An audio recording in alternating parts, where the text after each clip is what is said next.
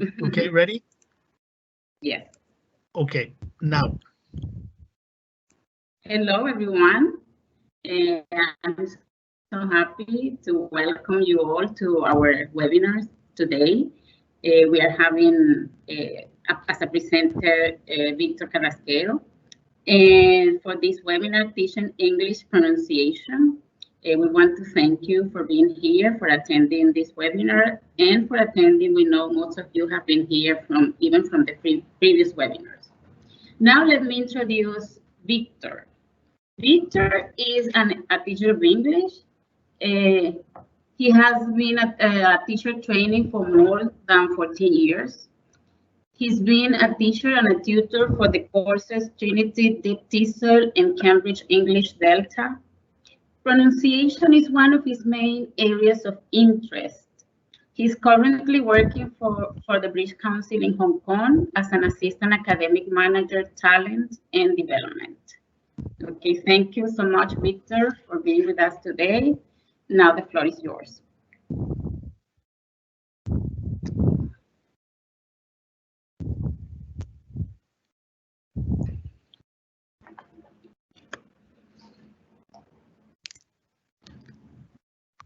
Hello? Can you hear me?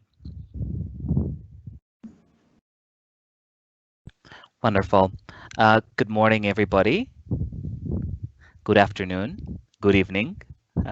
Thank you for coming. So as we wait for more people to join, possibly, maybe, can you please answer 2 questions on a form that I've created? I'd like to know your opinions, and I'd like to understand your needs and what your expectations about this training on pronunciation. And I'd also like to show you the general ideas that the attendees to this workshop have around pronunciation teaching. As you answer the 2 questions, I'd like to say that I'm really, really honored and very happy to be sharing this time with you and to talk about my favorite topic in EFL teaching, which is pronunciation.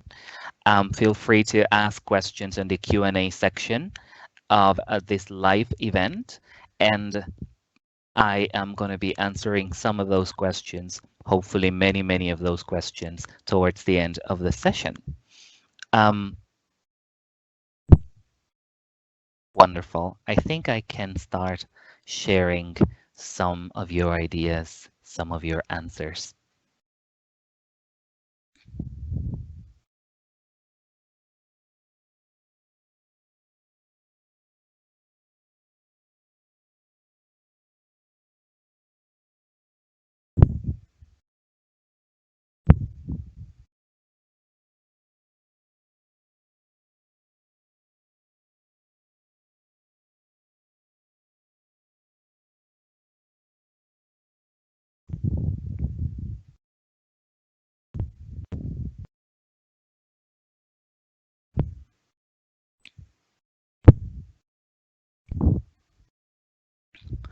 So wonderful. I've received quite a few responses from you guys, and I can see that, yes, it's still getting updated.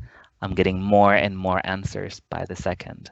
So the first question was, have you managed to teach pronunciation in your online classes? Most people say yes, not every lesson, but yes, I've managed to teach pronunciation online, which is wonderful. I think that is very, very inspiring, and I hope this webinar is going to give you a lot of ideas, or at least some ideas, or at the very least one idea. And the second question, what's the greatest challenge that you face when teaching pronunciation online? We get a wide range of answers. I think the most popular answer is using the features of the video conferencing app. Yes, that's a very popular challenge that we've faced. I think it's true that some apps, some applications, some websites are easier, lighter, user-friendly than others. That's absolutely true.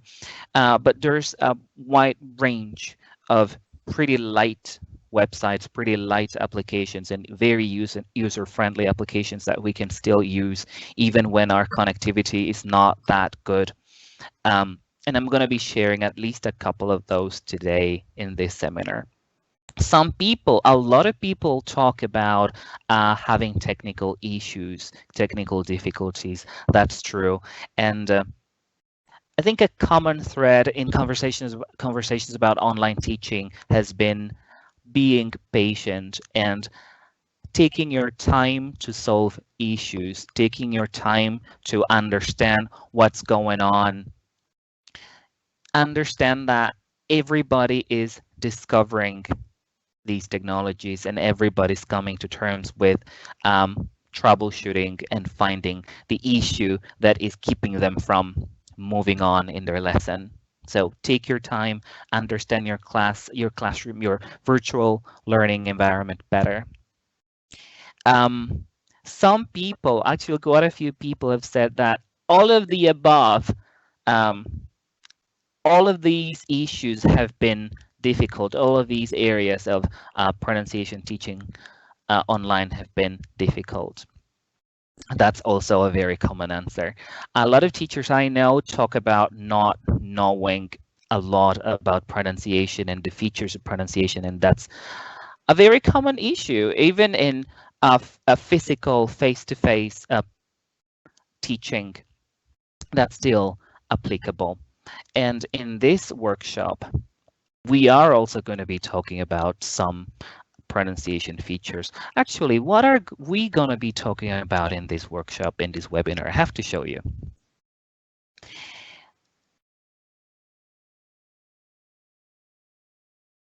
There we are. Thank you very much for your answers, guys. So in this session, we're going to be talking about, we're going to be exchanging, we're going to be trialing some activity ideas and online tools that we can use to help our learners practice and improve their pronunciation.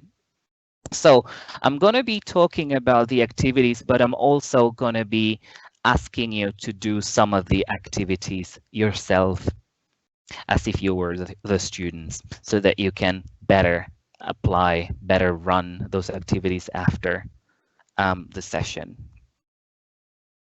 So let's go for it.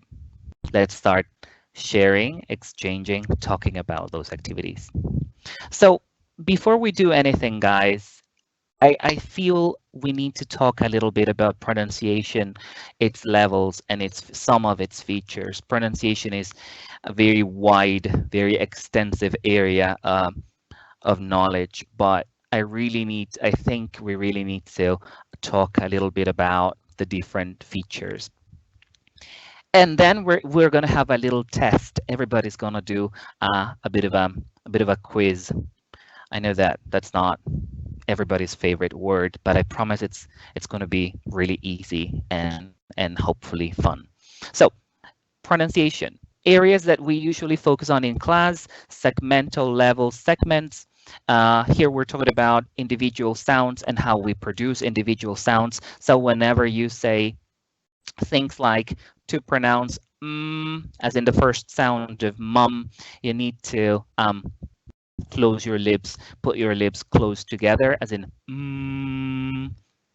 there we're talking about the segmental level. We're talking about the pronunciation of a specific individual sound. When we say that to pronounce as in bad, you need to drop your jaw. We're also talking about segments. We're talking about individual sounds. And when we talk about individual sounds, we are, of course, talking about consonants, as in p, b, or the consonant I talked about before. And we're also talking about vowels, Beautiful. Basic distinction between these two. Consonants are produced with obstruction of the air in the vocal tract, as in t, t, t, toy. The first sound in the word toy. There's an obstruction between the tongue and the part behind your upper teeth, as in t, t, t, t, t. So there is an obstruction of the vocal tract, of the air in the vocal tract. And in the case of vowels, there's no obstruction. You have the sound E at on the top of the chart in the word sheep. There's absolutely no obstruction of the air in producing E. Smile, everybody. E, no obstruction. The air comes out uninterruptedly. So that's the main feature of a vowel. Of course, the vowel is very prominent, very loud. I'm giving you these ideas. I'm giving you these descriptions. I know they are basic, and I know that all of you know this distinction really well, but you're gonna do a little quiz afterwards. So I really need you to remember these terms. We can also talk about the suprasegmental level when dealing with pronunciation. This is about what happens when we focus on what goes beyond the sound. What happens when we start putting sounds together? What happens when we have words and sentences and even full texts? In cases like this, in this level, we find stress, which is all about the prominence, the loudness of individual syllables, as in the word erase. The word erase has how many syllables? 2. And the most prominent part of the word is the second syllable. As you can see, I marked it with a huge red dot. So that's all about stress. Well, it's not all about stress, but that's what stress is about. You also have sentence stress anyway. Intonation, it's about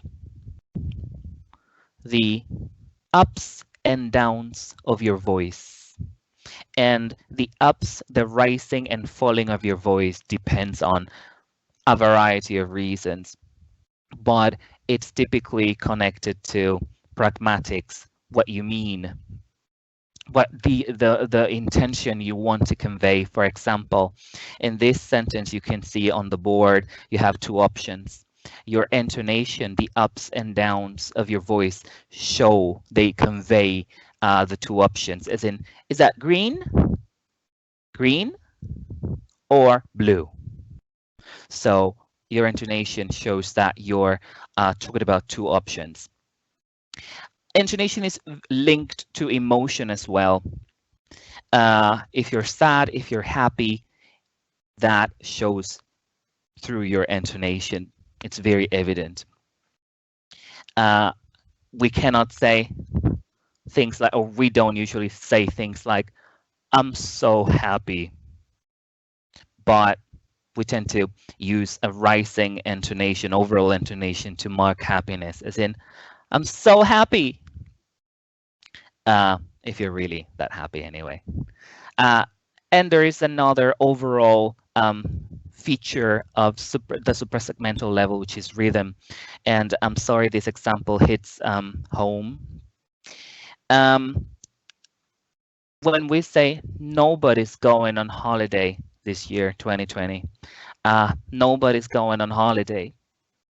Notice that your voice follows a pattern of ups and downs. So that pattern that is constant, that is repetitive in English, is what we call the overall rhythm of the language.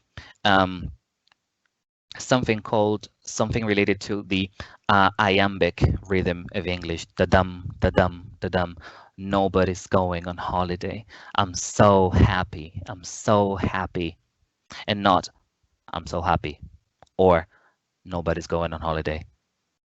But nobody's going on holiday. There is a musicality. Nobody's going on holiday.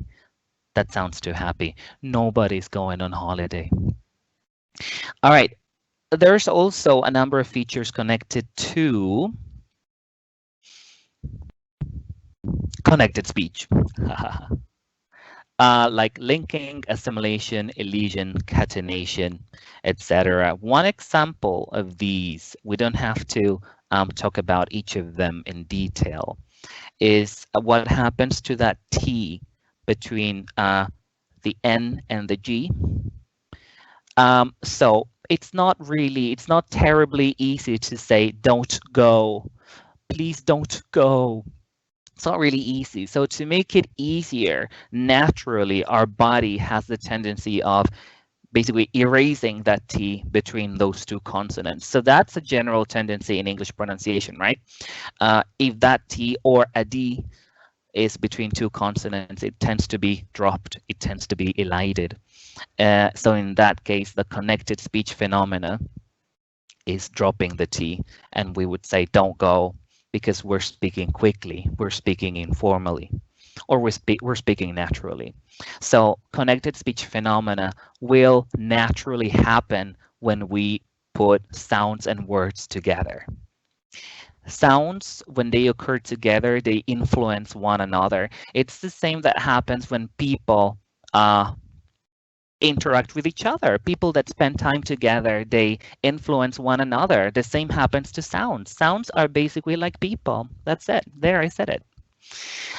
So I hope you remember some of the key features. I'm pretty sure most of you know these features really, really well, because this is the basic part of the presentation of the webinar. Segmental level, sounds in isolation, consonants, obstruction of air, vowels, no obstruction of air. Suprasegmental level, what happens beyond the individual sounds, and we talked about stress, prominence, intonation, the rising or falling of your voice, and rhythm, the overall music of the language. English has a very da-dum, da-dum, da-dum rhythm.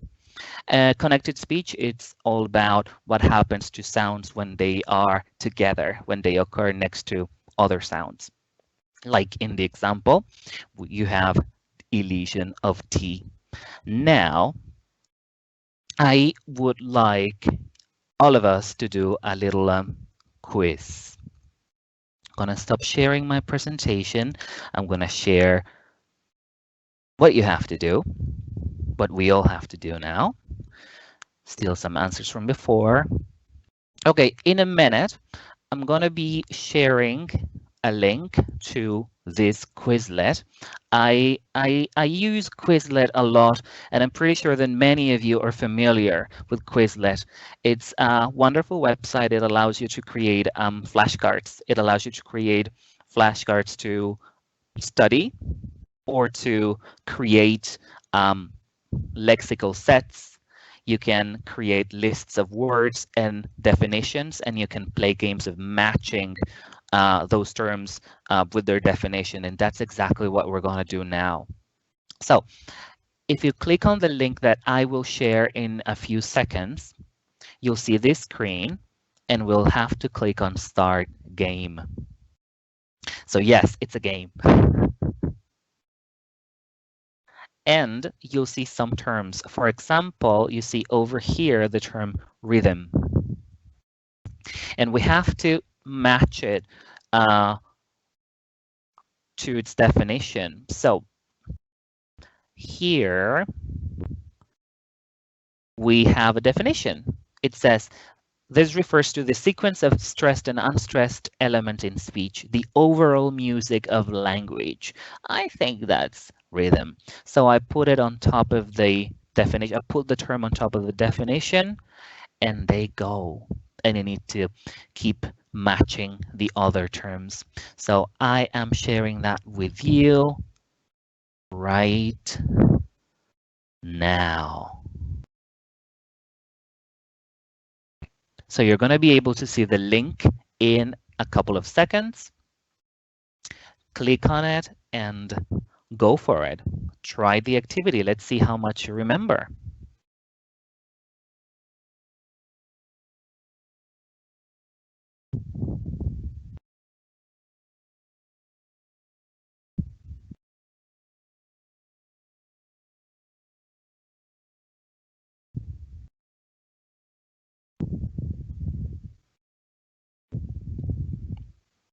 Wonderful.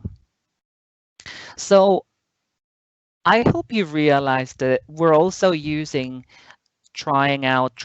these websites so that you get an idea of how they work and you could use them in your own online classes.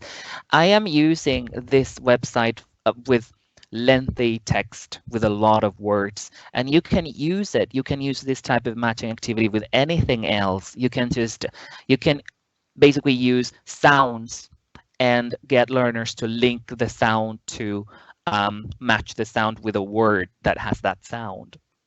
And that would be a wonderful idea. I'm just going to show you here because it gives me a bit of a headache if I don't match these answers, these terms with definitions. So sound produced with obstruction of airstream. The first and last sounds of the word sun are examples of this. That has to be consonant, right? Features such as stress, intonation, and rhythm, that has to be suprasegmental level, right? And sound produced without any obstruction of the air. The second sound of the word sun, that has to be vowel. And the last one, that's it. That's the only answer remaining. These occur in continuous sequences of sounds. Sounds influence one another, linking assimilation and elision. That's it. And I finished it. I completed it. I hope you did as well. Okay, let me share my presentation again. Yes, I want to share. Okay, there you are. Let's keep moving. Yes, we saw that. All right, guys, I wanted to tell you a little bit about some advantages I see in teaching pronunciation online. Many a time we focus on the fact that we don't have our learners in our classroom, in our physical classroom, but there are quite a few positives about having them in the online classroom. So the first pretty evident thing is that learners can see your mouth clearly. In a classroom, and thinking about large classes, thinking about classes with, I don't know, 20 students, 30 students, 40 students, 50.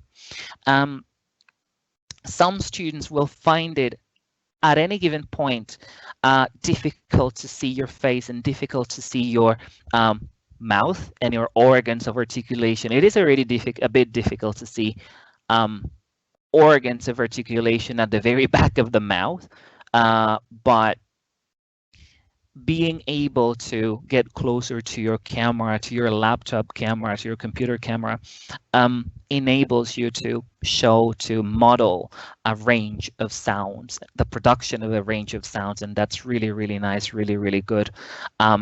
Thinking about Adrian Underhill's concept of proprioception and the physicality of it, and also quoting a bit, Mark Hancock talks about modeling articulation a lot. I also think it's really, really important. So here in front of your camera, you can do things like modeling the interdental as in think. So I'd like everybody, I cannot see you, but I'm pretty sure you're gonna do it with me. All the more because of this, because I cannot see you. I'd like everybody to do this. Think about the word think. And I want you to do the first sound, the TH sound. You can hear the air coming out of my mouth, and you can also see my tongue between my upper and lower teeth, the interdental point of articulation, and it's really cool that you can see it that up close. You can also see things like how low your jaw has to be in the production of specific sounds. So the difference between high vowels like E as in he, the smiling E, heel, he, What else? Feel. That's very up high.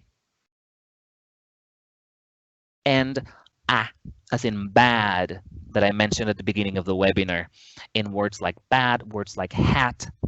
The difference in jaw dropping, jaw lowering is very noticeable.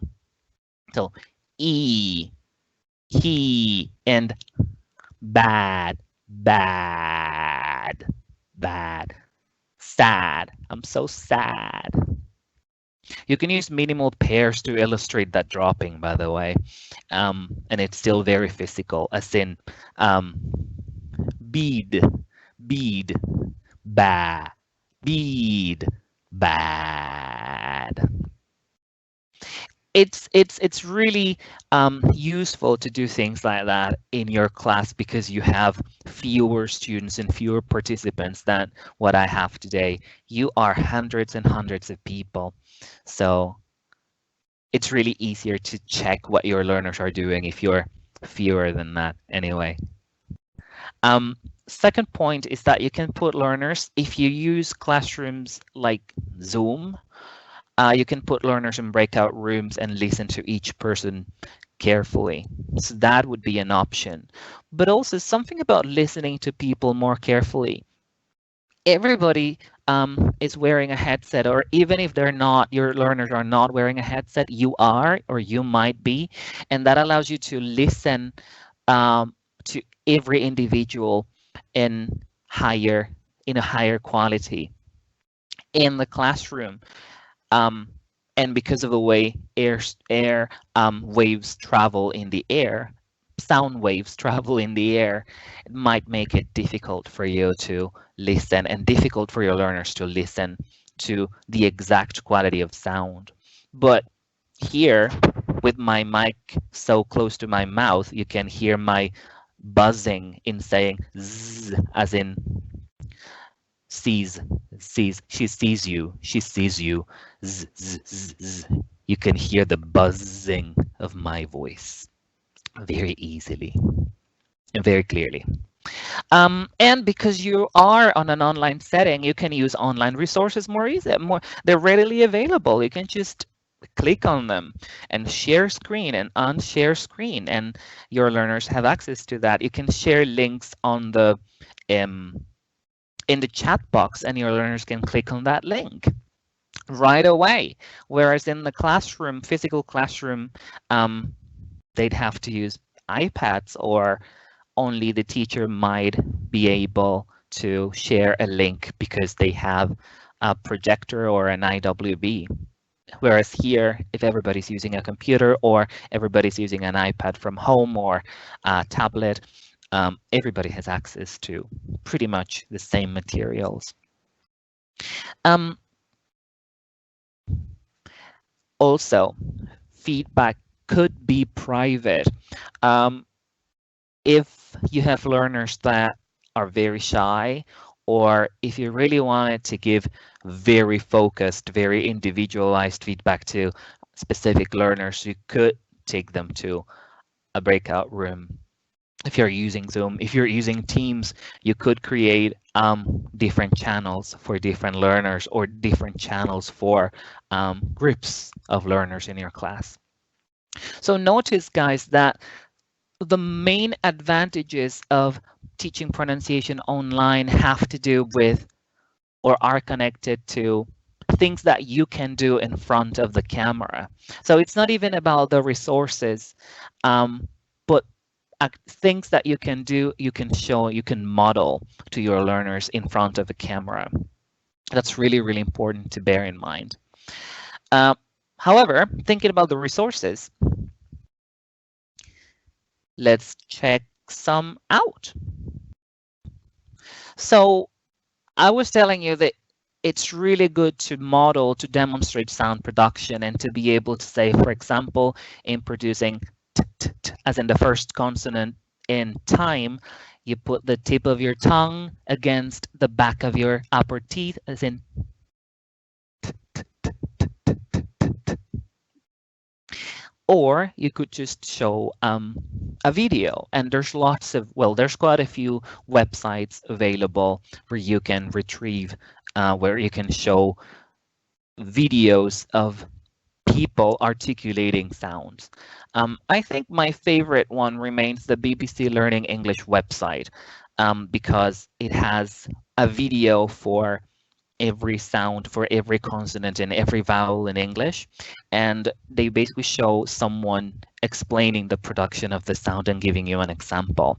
So I'm gonna share here what it looks like.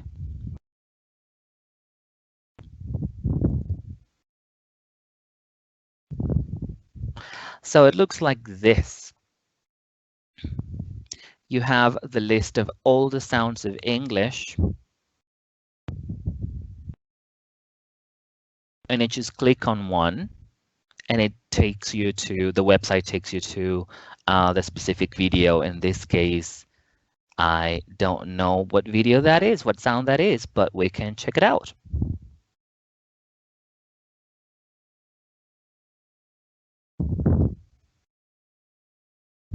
Okay, it's a.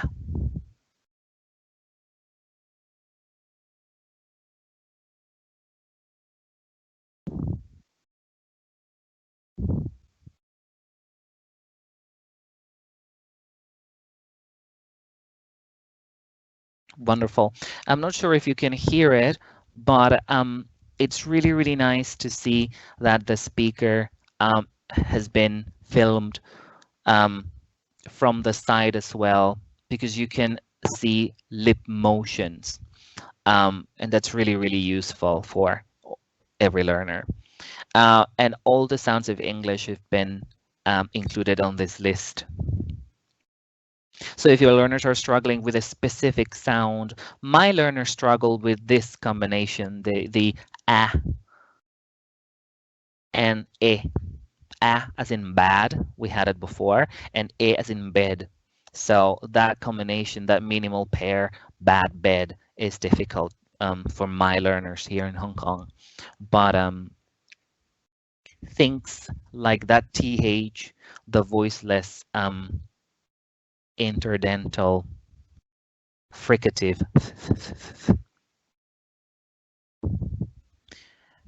is really, really difficult, and you might want to just show how this person produces it.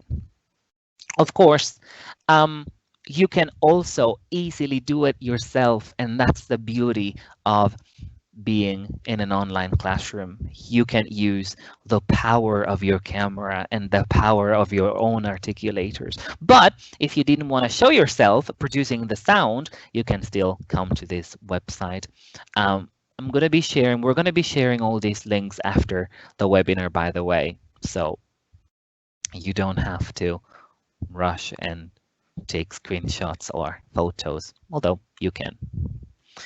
All right, I'm going to stop sharing this, and I'm going to share my presentation again. Bear with me. Thank you. Wonderful.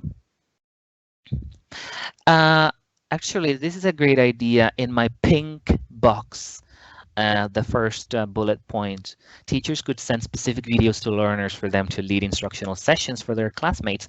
That is a wonderful idea. I have done it with my teens classes, and they love sort of having the power of explaining something to classmates. That might be something that you could assign individuals in your class or groups of students in your class, and then they can work on that, watch the video in a breakout room, and come back to the plenary room, to the general room, and explain the sound production to everybody else. So that's one option. This activity, spotting the common sound, doesn't need any technology. It just needs your own pronunciation. I wonder if you can tell me the common sound in the words I'll say now, in the words I'll pronounce now. Although I think I've given you a lot of clues already. So the words are thump, thump, 30, Thursday, author, method, think, anything. What's the common sound? Yes, it is. I think it is really, really evident. The common sound is that TH sound, that voiceless interdental or dental fricative sound of English. Think. 30. Thinking again, thin.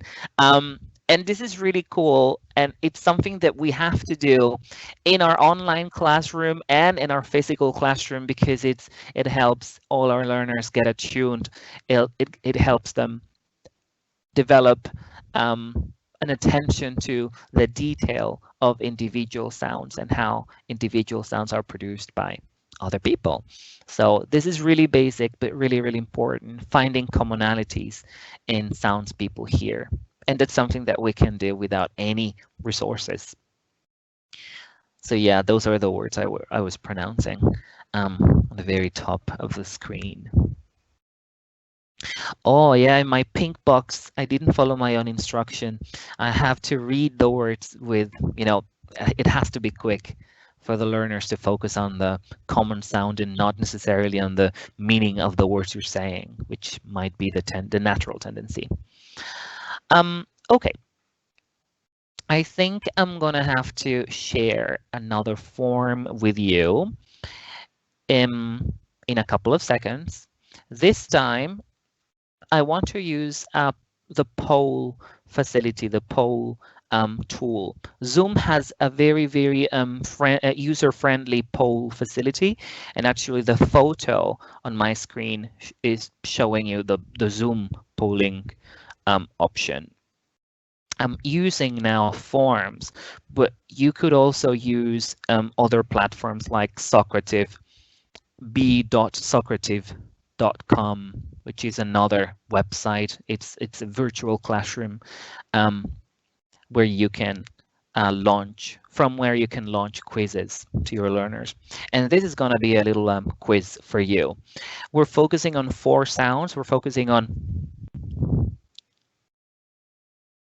E, but also on the short version of E, which is E. So E, broad smiles, E.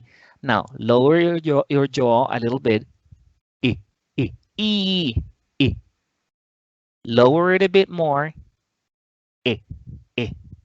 And more. So we're focusing on all the 4 front sound vowels of English, and notice that to pronounce the different vowels, you just need to draw your jaw a little bit, as in E, I, A. So that's one of the tricks. That's one of the secrets that you can show your learners just by looking at your camera. And by showing your jaw and how it drops in producing every vowel. So I'm sharing the link now. Sharing the link now. I need to find it first. And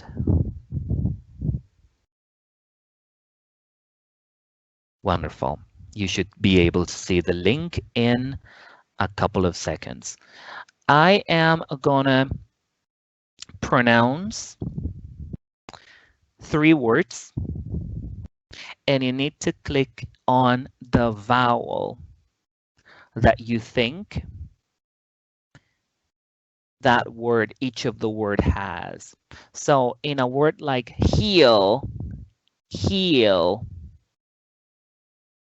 the vowel would be the long vowel, right? This is not the activity, it's just an example. Another example is the word head. Head has the 3rd sound on the list, but the word had, I had a teddy bear. Had is the 4th sound on my list on the survey. All right, the words are, actually, let me share some of the answers as I pronounce the word.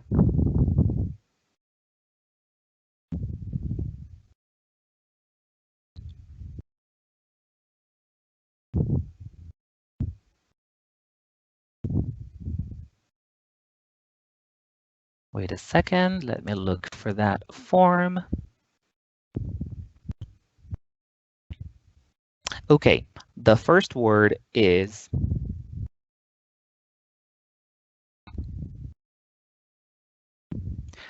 seal, seal, seal.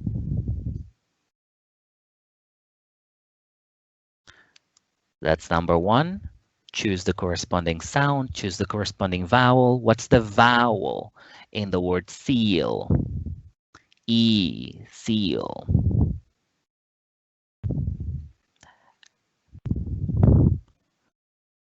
Giving you way too much info.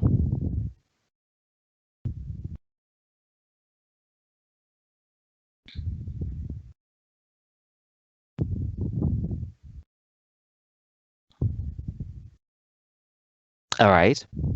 The second word is bed. Bed.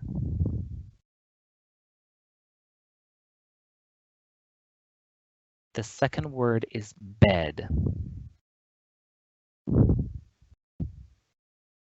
Nice.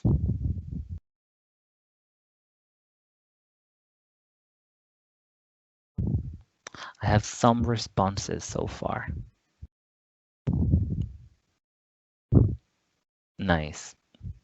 Okay. And the last word, number 3, is had. Had. Beautiful. So yeah, as you can see in my results, most of you got number 1 correct. I said seal, seal, as in the sea animal. Yes, it's a long E. You got it. Beautiful. The second word was what was it? It was bed. Yes, most of you got it. Almost all of you got it. E, e. And the third word was had. Almost all of you got it correct. It's a, the little butterfly. I'm talking about the symbol. The symbol for a is the little butterfly for me. That's by no means a phonetic term. It's just the way I call it. It looks like a butterfly. It's an a and e together. A. Wonderful. You keep submitting your answers. Thank you for that. So yes, I like polling facilities, polling options a lot, polling websites like the poll option, the poll tool on Zoom, but also bsocrative.com and forms and any other survey survey website that you can find on the internet might be useful for this purpose anyway. Okay. Wonderful. Thank you for that. I'll stop sharing this. Let's go back to our main session, to our main presentation. Wonderful. That was really, really good, guys. Thank you. Okay. Some other ideas, guys. Sound discrimination, same or different sound. You can ask your learners to hear you pronounce groups of words or a couple of words, and they have to tell you, they have to indicate whether those two words are pronounced with the same sound, with the same vowel, or with the same consonant, and you can maybe get them to raise one hand or the other, meaning one hand means same word, the other hand means different words, or you can ask them to write same and different on a piece of paper, and they can raise and show you the corresponding piece of paper, same or different. Or they can just write the word in the chat box It's as easy as that. So you can tell them if we're focusing on a and e. You can say words like head. Head. Was that the same word or different? The same sound or different sounds?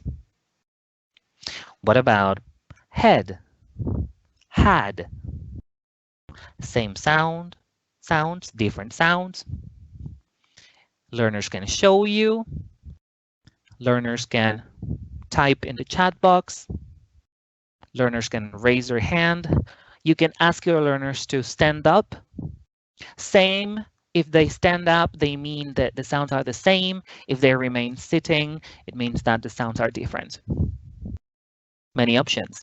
Also, great idea to keep your learners moving as well throughout your lesson, because it boosts productivity, it boosts confidence, and it just gets learners to move a little.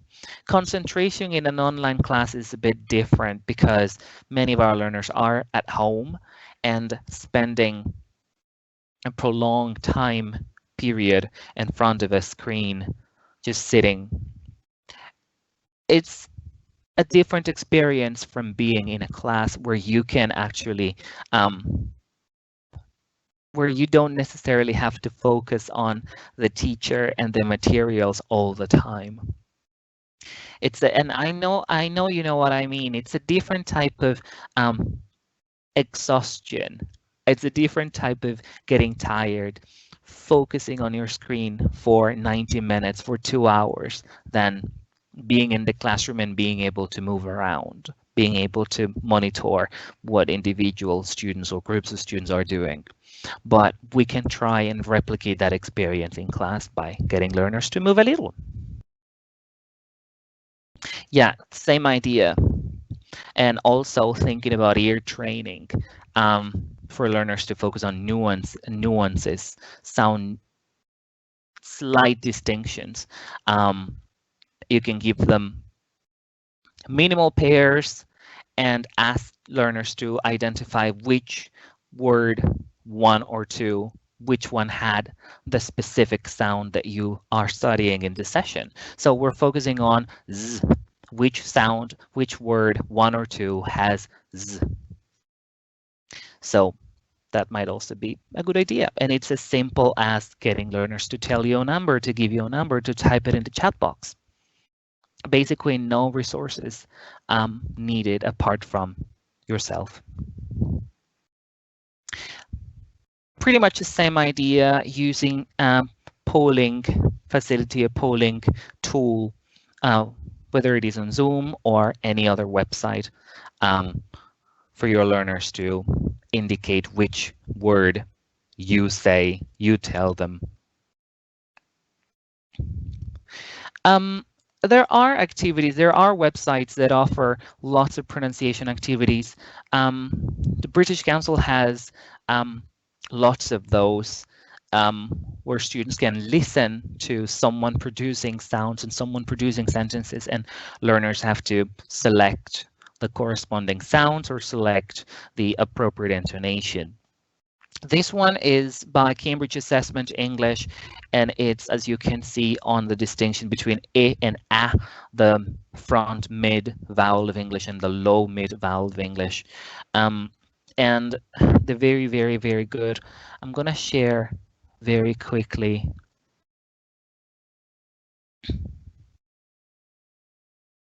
So that you get to see a little bit. So it looks like that. It has lots of activities. My search was, my filter was pronunciation. As you can see, I ticked it off and it shows the pronunciation. They found 24 activities for us, and you just click on it and you'll be able to access the activity. Anyway, you can try it yourself. You'll be able to see the link later on. I'm gonna stop sharing for now. We're getting close to the end of this webinar, by the way, but I still have a couple of things to show you. Just one idea about intonation and the contours of intonation. Of course, you can show learners, you can model intonation using your voice, but you can also do it. You can enhance the experience by using gestures and using your hands, and even using objects around you to show your rising voice or your falling voice. Here, as you can see in the photo, in the picture on my screen, I used the whiteboard tool of Zoom to show my learners the sentences, and my learners had to use the annotate tool to, well, annotate the sentences and show me the different intonation contours. So in sentence number 1, I basically said the sentence, I'd like to get apples, oranges, and tangerines. My learners had to draw the rising, falling contours. And second one, the same. I don't want to get married yet. I don't want to get married yet. My learners drew the falling intonation. Same for 3. I hate my English teacher. He forces me to practice prawn. This is a true sentence, by the way. This is a real example that somebody used. I promise not every lesson I teach is about pronunciation. It's an element in my classes. Oh, and guys, you don't need to use any whiteboard tool or a whiteboard application. Get your learners to use, some good old piece of paper and a pencil, and get them to draw the intonation contour themselves with their own pencil, and get them to show it to you. It's as easy as that. This is a lovely activity for intonation, for drilling, because it is an alternative kind of drilling. Get your learners, give different learners different emotions, or different groups of learners particular emotions, like happiness, or you're happy, you're sad, you're angry, and get them to drill out the same sentence, the same phrase. And you could nominate students in your virtual classroom. So I model, you think that, and get each of them to utter the sentence. But this time you produce it. You're angry. How would you say that sentence? Angry. You think that. But if you were happy, you think that. Or you're doubtful, you think that. So it's really cool to get everybody emoting that way, because drilling can potentially get a bit boring, and this is one way of spicing it up a bit, potentially. This is another idea. We used the Quizlet matching facility before, and I really like getting learners to match a number of syllable that's stressed. For example, in the word number, the word number has 2 syllables. Which syllable gets the stress, the most prominent part? The first one, number. 1, 2, number. So learners basically have to match number of syllable that's stressed with the corresponding word. So that's another application of Quizlet. Okay. These are, and we're almost done, I promise, 2 applications I wanted to show you, 2 websites. The first one is dictation.io/speech. I think it's really, really lovely because you can share it with your students, and it allows them to record voice notes, and they can share the voice note with you. And I like this app, this website in particular, because it's so user-friendly and so light. Students with different connectivity levels can use it from different locations. How would this be useful? I think it's really cool dictation this way, using this type of website, this type of application is useful in getting your learners to focus on accuracy, because the system evidently has to recognize your learners' speech. And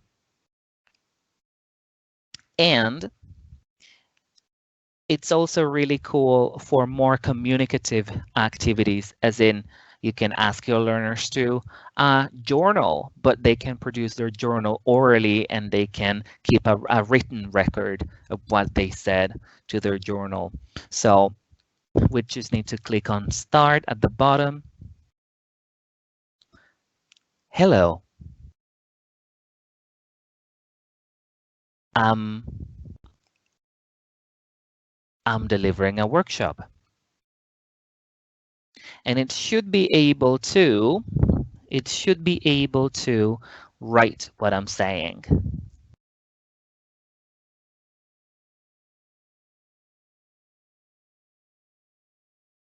But right now, I think it's gone to sleep because I haven't been using it for a while. So make sure you refresh it as soon or right before you use it. As this is refreshing, I will show you the next website, which I love. It's Vocaroo. You can see it in my you can see the URL there.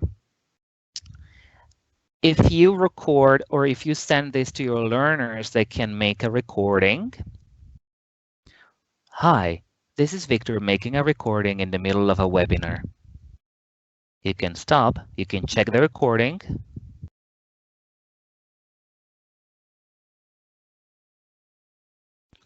And you can, it sounds okay. I'm not sure you can hear it.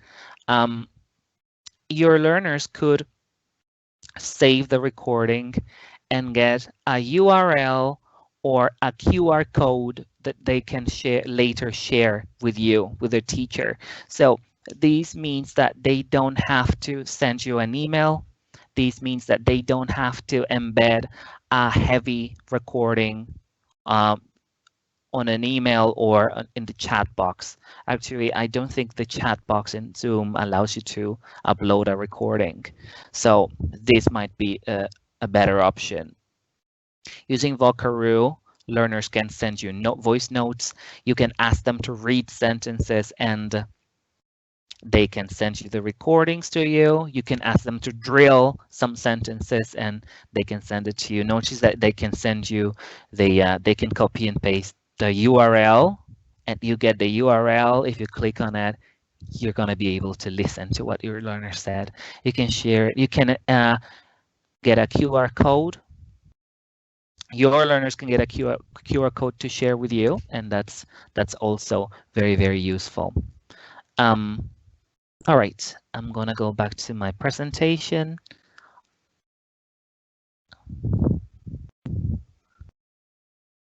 Wonderful. And that's pretty much everything I had to show today. These are the ideas I have so far, the ideas I wanted to share with you all. But I don't know if you noticed at the very beginning of my presentation in slide 1, the title of the presentation was Teaching Pronunciation Online, a First Glance. So if the organizers of this event would have me again, I would be willing and eager to be with you again. Now, if you have any questions, British Council America's team, maybe I can answer 1 or 2.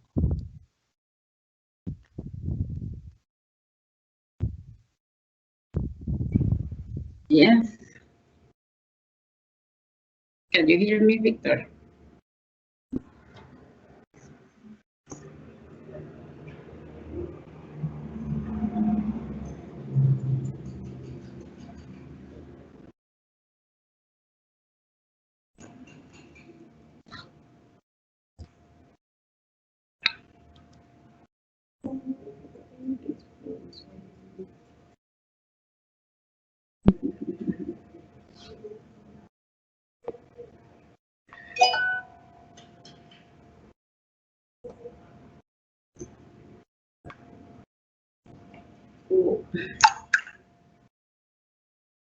So, I think we might have lost Victor, unfortunately, Victor. just at the end of the presentation. Yes, he's saying that he had problem with his laptop, so it's a pity.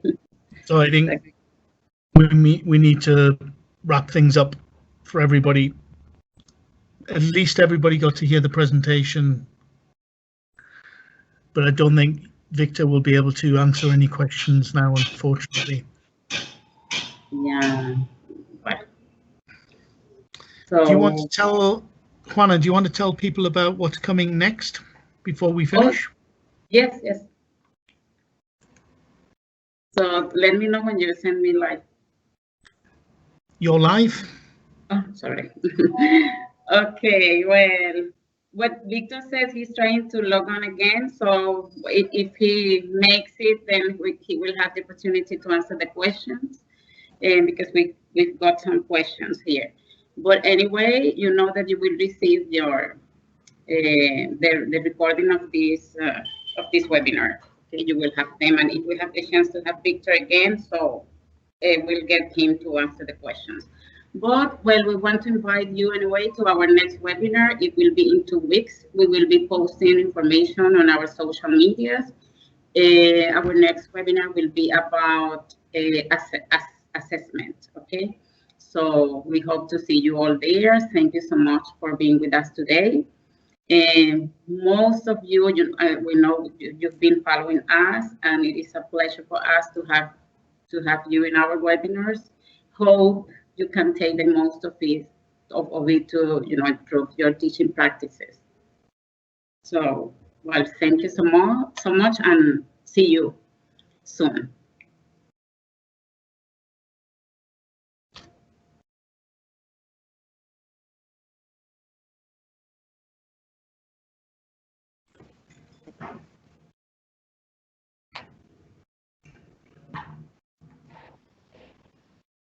Thank you very much, Juana. Thank you.